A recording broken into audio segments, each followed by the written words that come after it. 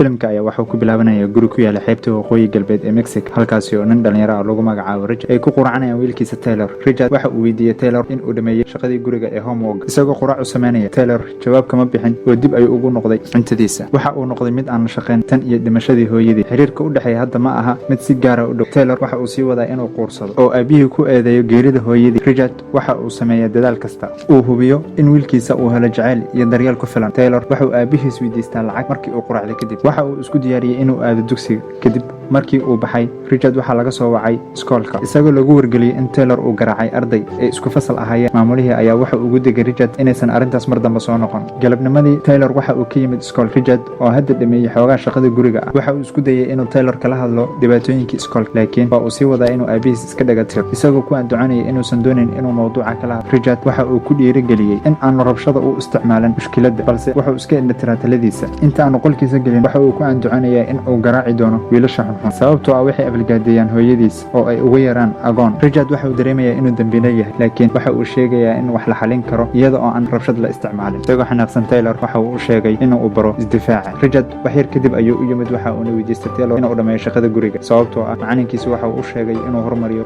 natiijooyinkiisa. Richard waxa uu ku soo noqday shaqadiisa. Waa nin programmer ah. Waxa uu ahaa wakiil hay'adda sirdoonka qaranka iyo khabiir dhanka kombiyuutarka ah. Waxa uu ahaa wakiilka ugu kalsoonida badan ururkiisa ee fulinta dambiyaasha adag ee Mexico. Ka hor inta aanu go'aansan inuu ka tago shaqadiisa wakaaladda federaalka isagoo shaqeynaya waxa si lama filaan ah meel dheer looga soo tagtay qori suuxinta ah oo uu garaacay isagoo miir dabolan ayuu dhulka ku dhacay. Markii uu soo toosay habeenkii xigay waxa la soo wacay telefonkiisa qof aan garanayn ayaana soo wacay. Ninku waxa iskugu yeerayaa Nero. Shakhsigan waxa isku sheegaya in uu mas'uul ka yahay afduubka wiilkiisa Taylor. Waxa loo soo diray video ku saabsan wiilkiisa Taylor oo lagu haysto qol dhexdiisa.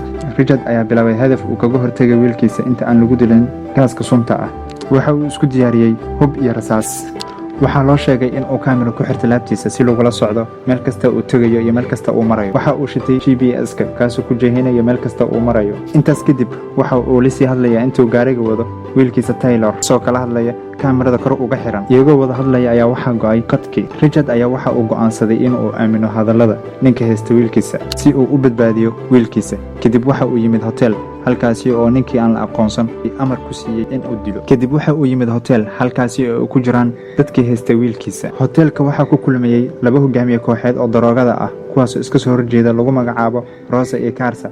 halkaas ay shir ku lahaayeen. Hotelkana sidoo kale waxaa jooga ninka afduubta wiilka yar ee lagu magacaabo Misamo kaas oo mas'uul ka ah afduubka wiilka yar ee Taylor. Misamo waa madaxa ururka ganacsiga daroogada. Hadafkiisu waa in uu baabi'iyo dadka asiga la tartamaya uga faa'iideysto awoodda Richard ee uu ku baabi'inayo dhammaan kuwa kale ee ka soo horjeeda. Misamo ayaa Richard wuxuu ka amrayaa in uu galo hotelka ee uu baabi'iyo dhammaan dadka ka soo horjeeday asiga ee hotelkaas ku shirayay. Waxa uu bilaabay in uu baabi'iyo dhammaan dadkii ku sugnaa hotelkaas ee ku shirayay kuwaas ka soo horjeeday. Misamo ayaa ku qasbanaaday arrintaas inuu sameeyo maadaama wiilkiisa laga haysto. Waxa uu bilaabay in uu raadiyo dadka baxsadka ah ee hotelka ka cararaya. Waxa uu ku guuleystay in uu dilo ama uu baabi'iyo dhammaantood. Jikada ayuu waxa uu ugu galay laba nin. Halkaas dagaal adag ayaa ku qabsaday. Labadoodina waa uu ku guuleystay Richard. Isla markii uu baabi'iyay dadkii hotelka ku jiray ee maafiyada ahaa, waxa uu bilaabay in uu gaarigiisa ku cararo oo meesha uu kaga baxsado intaysan booliska ku imaan meesha. Weli maysan dhammaan. Misamo ayaa Richard wuxuu ku amrayaa in uu sii sameeyo howlgal kaleeto. Misamo waxaa la jooga oo la socda askartiisa iyo xaaskiisa Alanza ayagoo daawanaya shaashada ama TV-ga. Waxay kadib saaxiibkiisa Misamo Donovan oo ahaa hogaamiye koox kale ah ayaa u yimid soo ka wareystay guushii iyo qorshihii ay isla dejiyeen. Waxay isla wadaageen in ay adeegsadaan Richard oo ay uga faa'iideystaan afduubnaanta ay u haystaan wiilkiisa si ay ugu qabto howlo badan. Dhanka kale Richard ayaa waxa uu imaanayaa goobtii labaad ee loo soo tilmaamay kuwaasi ay ku jiraan maafiya kaleeta ee ka soo horjeeda Misamo oo amar lagu soo siiyey in uu baabi'iyo maafiyada halkaas ka buuxda.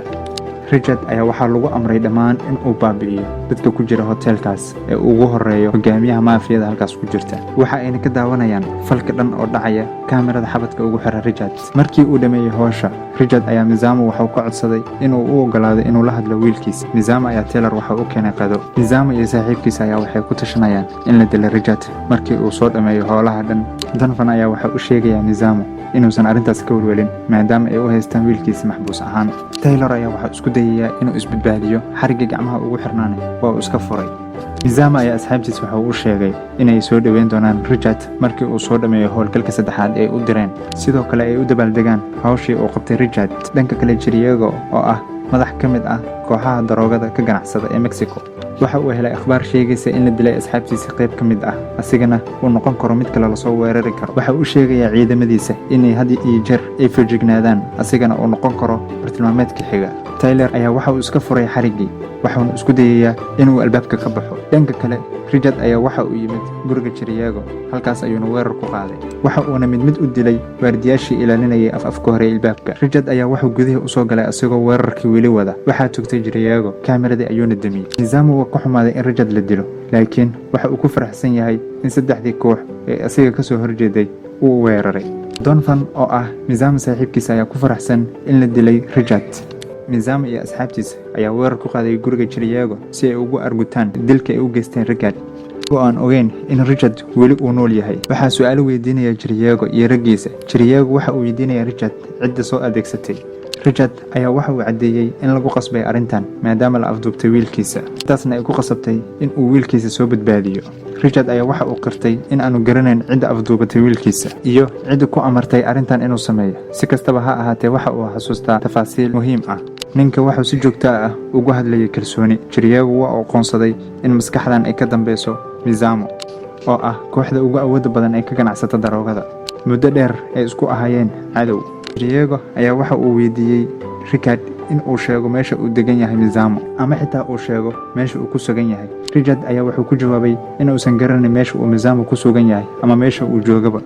Chiriago ayaa wuxuu go'aansaday in uu dilo Richard, balse waxaa meesha yimid Mizaama iyo asxaabtiisii oo weerar ku soo qaaday guriga Chiriago. Inta aan lagu dhufan Richard xabadda, Richard ayaa naftiisa badbaadiyey oo biskooladii kor looga hayay iska tuuray. Chiriago ayaa la soo baxay biskoolad isagoo dhulka yaal. Richard ayaa korkiisa yimid, biskooladii ayuuna ka dafay, madaxii ayuu ka togtay, laabtoobkiisana waa uu qaatay. Sidoo kaleetana waxa uu qaatay furihii gaarigiisa. Donovan ayaa weli waxa uu ka walwalsan yahay in uu nool yahay wiilka Richard. Mizaama ayaa markii hore iska caabiyey Donovan oo diiday in uu siiyo furaha baabuurka lagu haysto Tyler. Si kastaba ha ahaatee, Mizaama waxa uu wareejiyey furaha kadib markii uu ugu hanjabay in uu carqaladeyn doono ganacsigiisa. Richard ayaa isticmaalaya laabtoobkii uu soo xaday si uu u raaco saldhigga Mizaama uu u helo wiilkiisa Tyler. Donovan iyo raggiisa waxay i fureen garaashka. Garaashkana waxaa kusii dhex jira gaarigii ayaa lagu xiray Tyler. Donovan ayaa gaariga gudaha u galay, gaaskii ayuuna wiilkii yaraa ku shiday. Waxay xirteen baasha looga hortago gaaska si ay u soo hubiyaan in uu wiilkii dhintay. Waxa uu la yaabay markii uu ogaaday in Tyler uu ka maqan yahay meesha. Richard ayaa isla markiiba meesha yimid. Waxa uu koray tabeelle si uu ugu soo galo guriga qaybta dambe. Mizaama ayaa wuxuu ku wargeliyay asxaabtiisa in markasta ay diyaar ahaadaan. Sidoo kale wuxuu ku amray in ay raadiyaan Tyler. Mizaama ayaa wuxuu ka shakiyay Donovan, waxaana u sheegay haddii uu qorshahan fashilmo in uu asaga dili doono. Richard ayaa wuxuu soo istaagay meel sare isagoo wata biskoolad. Donovan ayuuna biskooladii ku qabtay, waxaana uu sheegay in uu Donovan yahay sirdoon. Richard ayaa wuxuu go'aansaday in uu toogto Donovan, kaas oo ogaaday in uu dilay xaaskiisii hore. Meeshii waxaa ka bilowday dagaal u dhexeeya Richard iyo Mizaama. Richard ayaa wuxuu ku amray Mizaama in uu fasaxo wiilkiisa uuna u keeno.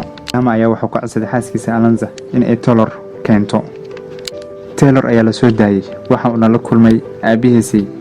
Richard ayaa wuxuu damacsan yahay inuu dilo Mizaama iyo xaaskiisa. Mizaama ayaa ah kooxda kaliya ee maafiyada ee hadda ka howlgasha Mexico. Filimkiina halkaas uu ku dhamaaday. Akhyaarey, amaano Allah.